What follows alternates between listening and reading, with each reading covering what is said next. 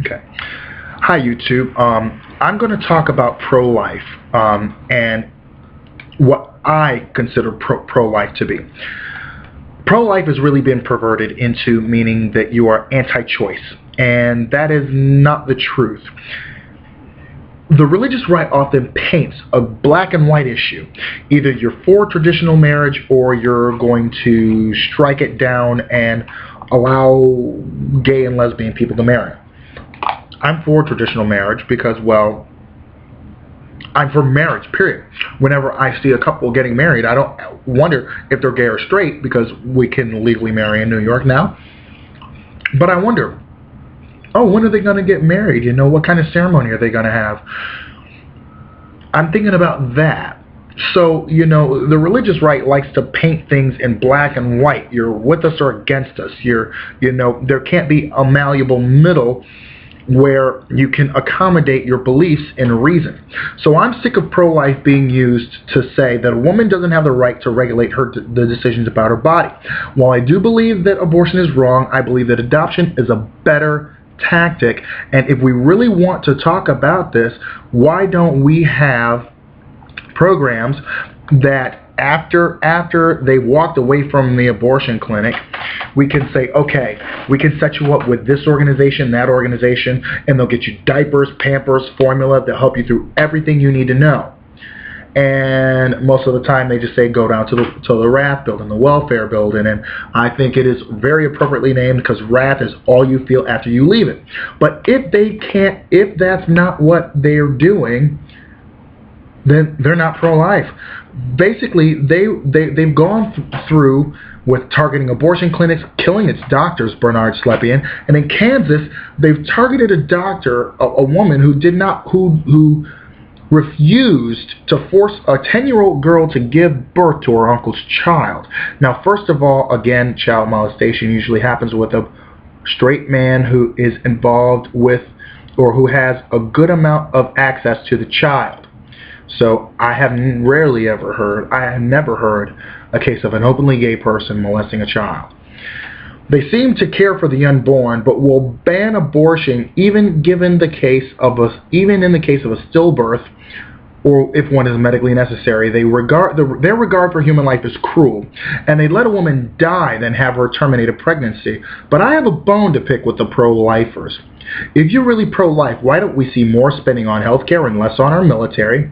We spend more than our allies, but yet if we cut 10% of the military budget, we could have mandated relief for schools in urban and poorer areas. What about giving group homes expanded programs so that when kids age out of the system, they have a vocation or a trade and or money for college? Why don't we see more community centers, after schools programs, gifted students programs, and classes like AP classes, and less jails?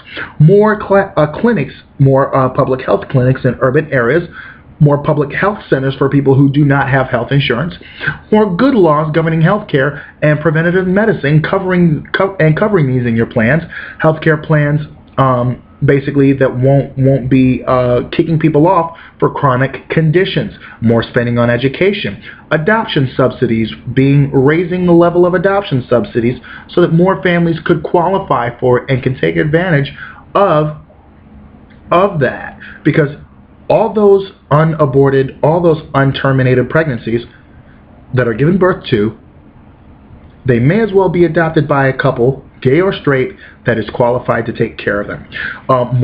What about healthcare plans that cover in vitro fertilization and women's expenses for surrogates?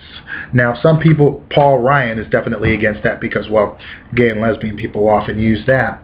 More support for Obamacare because healthcare is life. Passing a bill that would help curb prison rape, educate people on prison rape, and take reports of harassment in jails seriously. More HIV and cancer grants for healthcare facilities and research.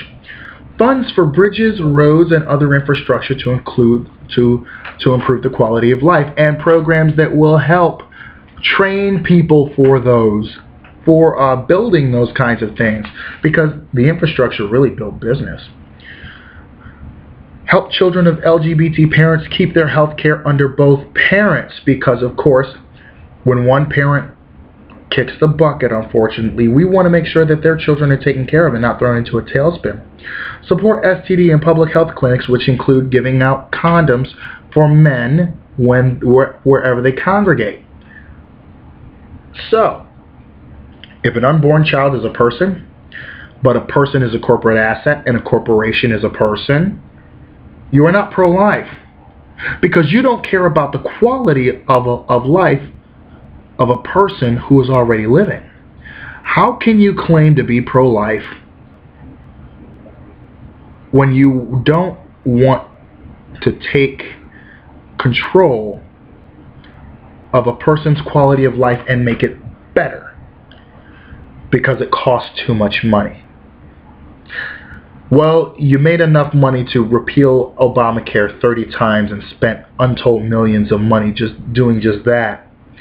So I'm pretty sure some of that money can be used to throw it on into real pro-life issues. Again, pro-life is not abridging a woman's right to choose and make decisions over her body.